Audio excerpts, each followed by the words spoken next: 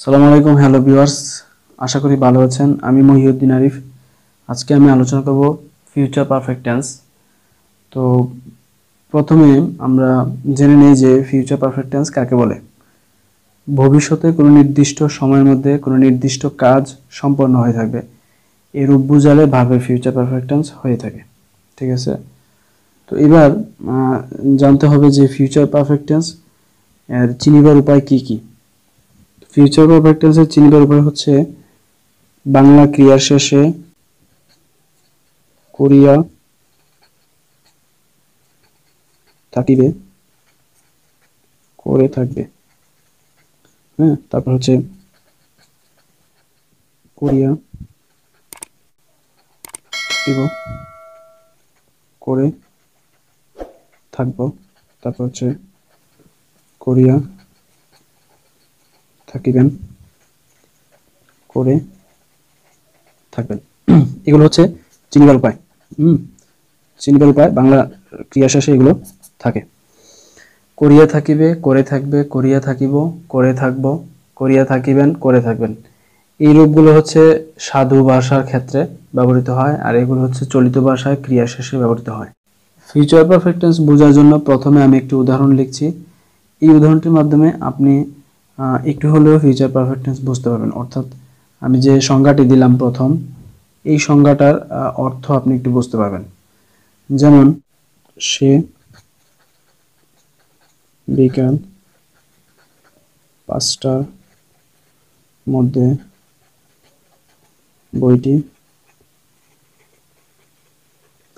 বইটি পড়ে ফেলবে।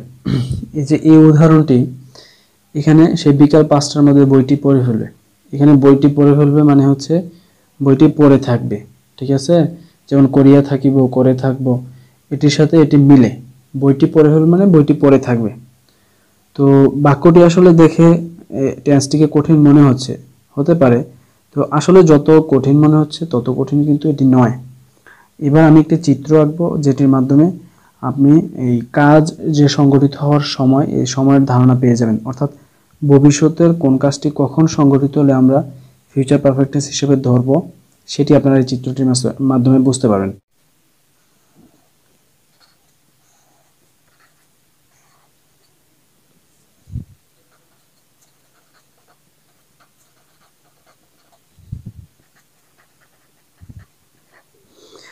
এখানে দেখুন, এটি হচ্ছে সময়ের একটি টাইমলাইন, সময় চলতেছে। তো আমরা এই চিত্রে আমরা দেখতে পাচ্ছি যে এ হচ্ছে বর্তমান সময়, মানে সকাল 8টা, আর বি হচ্ছে ভবিষ্যতের একটি মুহূর্ত প্রকাশ করছে, এটি হচ্ছে বিকাল 5টা। এখন মনে করুন যে আমি আপনাকে করিম সম্পর্কে বলতেছি, করিমের বই পড়া সম্পর্কে বলতেছি, এবং বললাম যে করিম মানে সে বিকাল 5টার মধ্যে বইটি পড়ে ফেলবে। অর্থাৎ আমি বর্তমান সময় থেকে ভবিষ্যৎ সময় বিকাল 5টার মধ্যে সে যে কাজটি সময় করবে, বর্তমান সময় এবং ভবিষ্যৎ সময়, এই দুই সময়ের মধ্যে সে যে কাজটি করে ফেলবে, সেটি কিন্তু আমি আপনাদের বলছি যে করিম সম্পর্কে বলছে যে করিম বা সে বিকাল 5টার মধ্যে বইটি পড়ে ফেলবে। যখন এরকম ভবিষ্যতে কোনো কাজ শেষ হয়ে যাবে বোঝাবে, ঠিক আছে, তখন তার ফিউচার পারফেক্ট টেন্স হয়। বুঝতে পেরেছেন? আরেকটু আরেকটু গভীরে গিয়ে আমি আপনাদের বোঝাচ্ছি। ধরি বি হচ্ছে বিকাল 5টা। তো বিকাল 5টায় এই বি মুহূর্তে আরেকটি নতুন কাজ শুরু হবে। নতুন কাজ এই মুহূর্তে আরেকটি নতুন কাজ শুরু হবে, এটা ধরে নিলাম। এখন এই নতুন কাজ শুরু হওয়ার আগে, অর্থাৎ সকাল 8টা এবং বিকাল 5টার মধ্যে একটি কাজ সমাপ্ত হবে। এটি সমাপ্ত হওয়ার পরে আরেকটি কাজ, নতুন কাজ শুরু হবে। এখানে যে কাজটি এই দুই সময়ের মধ্যে সমাপ্ত হবে তার টেন্সকে আমরা মূলত ফিউচার পারফেক্ট টেন্স হিসেবে ব্যবহার করব। ওকে, এখন আমি যে উদাহরণটি লিখলাম এটিকে আরেকটু মডিফাই করে লিখতে পারি। কিভাবে? যেমন সে বিকাল 5টার মধ্যে অথবা 5টা নাগাদ অথবা 5টার আগে বইটি পড়ে ফেলবে। এবার আমরা এটির পরিবর্তে এটি কিন্তু লিখতে পারি, এই স্ট্রাকচার থেকে আমরা বুঝতে পেরেছি। এবার আমরা এই বাক্যটিকে ট্রান্সলেশন করতে হবে এবং ইংরেজি স্ট্রাকচার নিয়ম অনুসারে এটি ট্রান্সলেশন করব। তো ইংরেজি স্ট্রাকচার নিয়ম অনুসারে ফিউচার পারফেক্ট টেন্সের স্ট্রাকচার কি সেটি আমরা এখনো বলিনি। তো ফিউচার পারফেক্ট টেন্সের স্ট্রাকচার হচ্ছে প্রথমে সাবজেক্ট, সাবজেক্টের পরে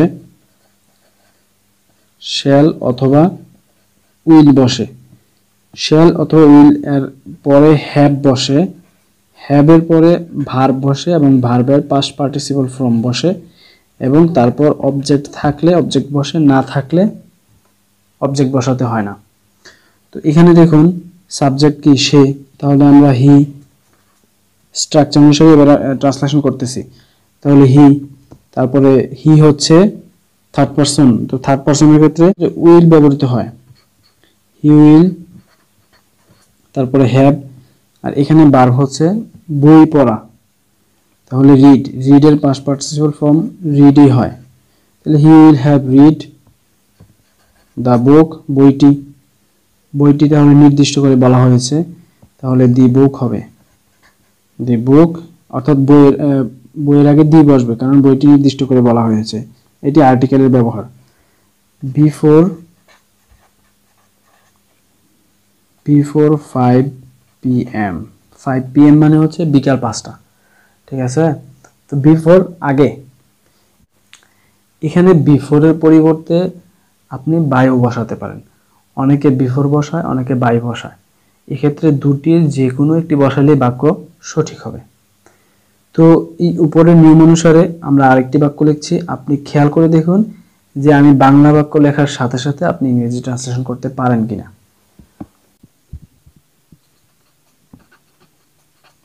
সন্ধ্যা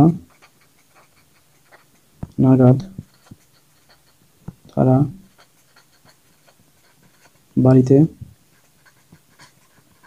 পৌঁছে গিয়ে থাকবে। এই বাক্যটিতে আমরা এই যে গিয়ে থাকবে, এই গিয়ে থাকবে এই রূপটির মাধ্যমে আমরা বুঝতে পারলাম যে এটি ফিউচার পারফেক্ট টেন্স। আবার এই সময়ের যে নির্দেশনা, সময় নির্দেশনা, হ্যাঁ, এটির মাধ্যমে আমরা বুঝতে পারছি যে এটি ফিউচার পারফেক্ট টেন্স। কিভাবে? এখানে বলা হয়েছে যে সন্ধ্যা নাগাদ, সন্ধ্যা নাগাদ তার মানে কি সন্ধ্যার আগে বা সন্ধ্যার মধ্যে এই কাজটি সমাপ্ত হয়ে যাবে। তো এটির মাধ্যমে আমরা বুঝতে পারছি যে এটি কি ফিউচার পারফেক্ট টেন্স। এখন এটিকে ট্রান্সলেশন করে পাই,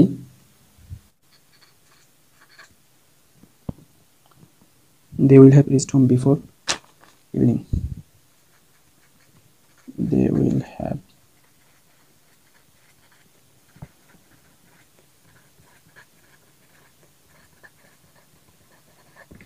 have reached home before।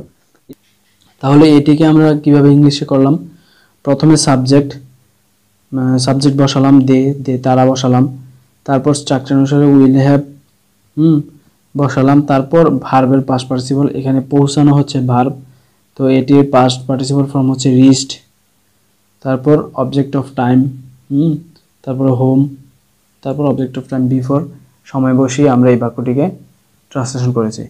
এবার আরেকটু উদাহরণ দেখি, তারা আসার আগে আমি অঙ্কটি করে ফেলবো, তারা আসার আগে আমি অঙ্কটি করে ফেলবো, I shall have done the sum before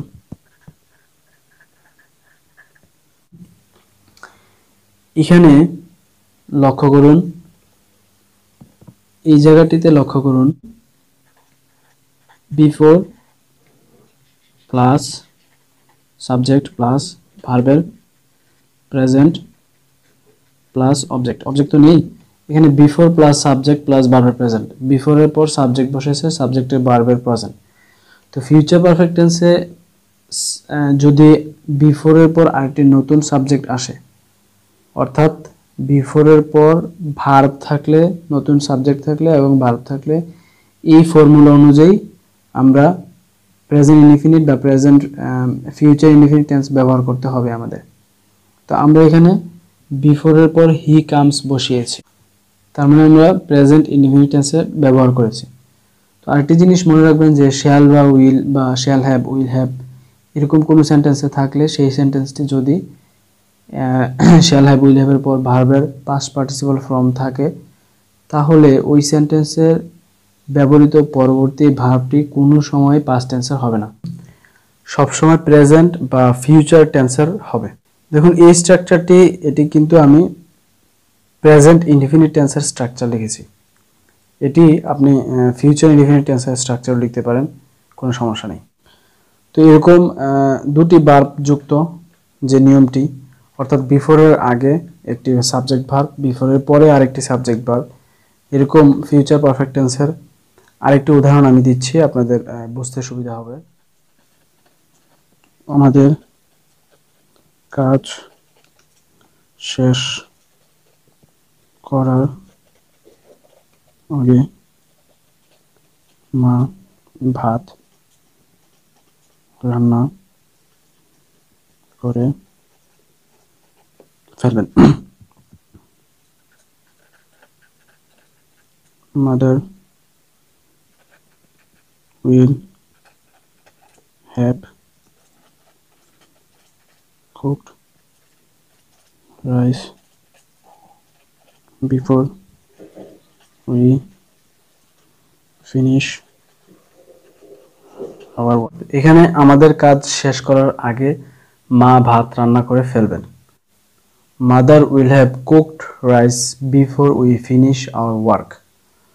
তো এখানে we will finish our work অথবা we finish our work দুটির মধ্যে যে কোনো একটি দিলেই হবে। তো অনেকে করে কি বিফোরের পরে we finished our work এরকম লেখে, তো we finished our work এরকম হবে না, ঠিক আছে। তো mother will have cooked এটা হচ্ছে ফিউচার পারফেক্ট টেন্সের স্ট্রাকচার অনুসারে এই বাক্যটি লেখা হয়েছে।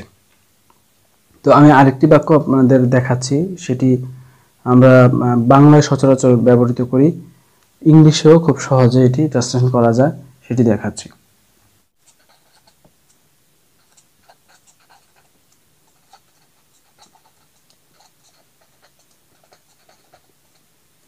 এখানে দেখুন রাত 8টার পর আমি চলে যাব, এই কথাটা কিন্তু আমরা বাংলায় হরহামেশা সচরাচর আমাদের কথোপকথনে এটি ব্যবহার করি, রাত 8টার পর আমি চলে যাব। তো এটা ইংলিশ কিভাবে হবে?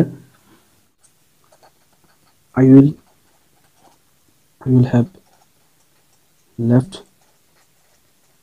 before at 8 p.m. at night. তো রাত 8টার পর আমি চলে যাব, আসলে ফিউচার ইনডিফিনিট টেন্স আর ফিউচার পারফেক্ট টেন্সের মধ্যে তেমন অর্থগত পার্থক্য নেই, আপনি একটির বদলে আরেকটি টেন্স ব্যবহার করতে পারেন। তো রাত 8টার পর আমি চলে যাব, এটা কিন্তু এক হিসেবে ফিউচার ইনডিফিনিট টেন্সের মতোই মনে হয়, যেহেতু এখানে সময় আছে, indication of time, point indication of time, সময়ের একটা নির্দিষ্ট দিক এখানে প্রকাশ পাচ্ছে, সেহেতু আমাদের ফিউচার পারফেক্ট টেন্সে প্রকাশ করাই এটি উত্তম। এবার আমরা অ্যাফার্মেটিভ, নেগেটিভ, ইন্টারোগেটিভ স্ট্রাকচার কিভাবে মুখস্থ করবেন সেটা দেখাবো। তো আমি প্রথম যে স্ট্রাকচারটা দেখিয়েছি সেটি কিন্তু অ্যাফার্মেটিভ স্ট্রাকচার, সেটি আমি একটু সংক্ষিপ্তভাবে আপনাদের দেখাচ্ছি। অ্যাফার্মেটিভ,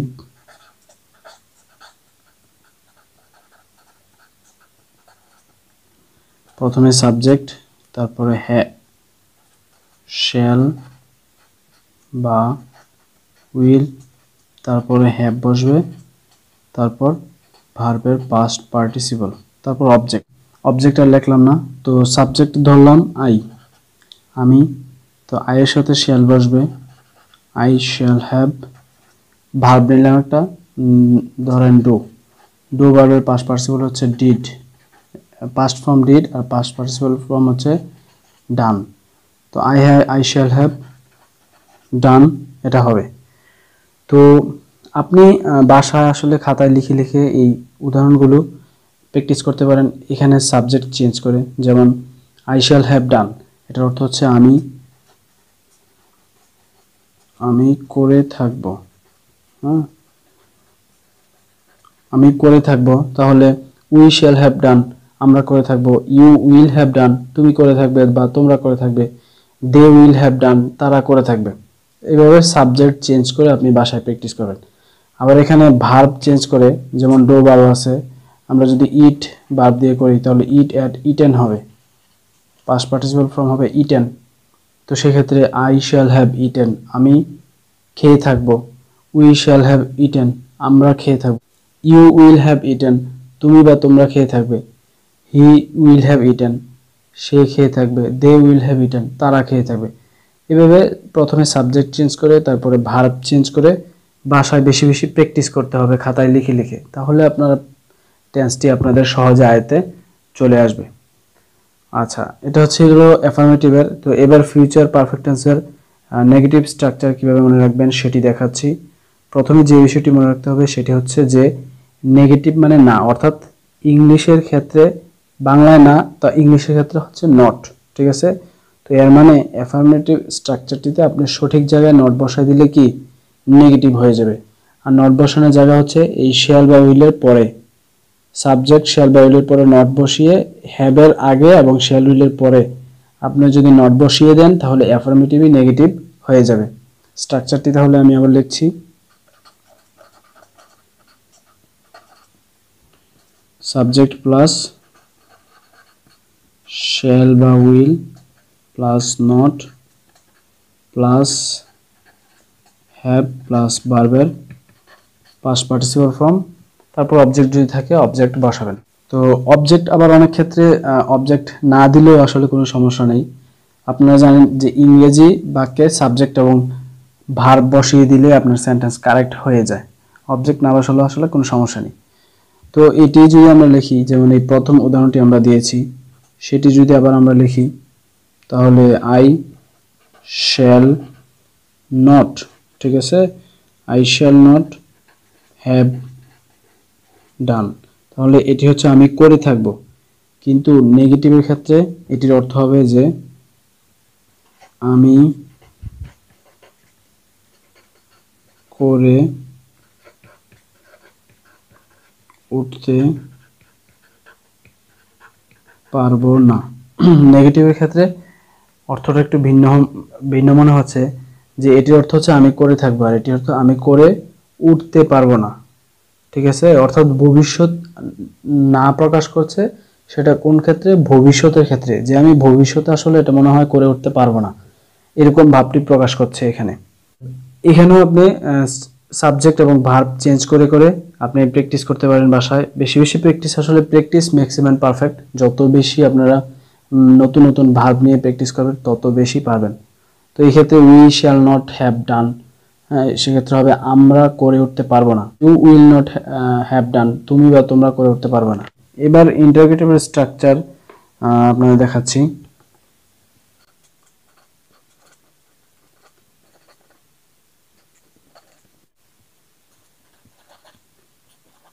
শ্যাল বা উইল প্লাস